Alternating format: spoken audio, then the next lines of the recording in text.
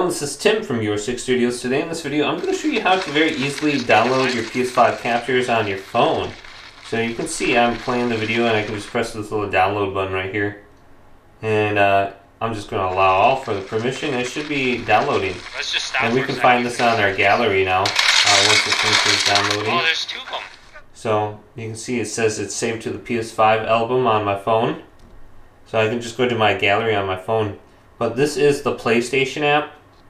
So if we go back to the home screen on our phone, we can just go to the Google Play Store, type in PlayStation app, sign in with your email, then go on over to the game library. So you're going to be over here, go to the game library.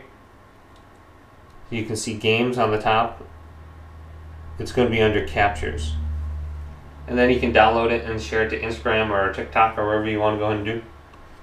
Makes it very easy. Hopefully this video did indeed help you out. Did, leave it a big thumbs up and subscribe my channel down below.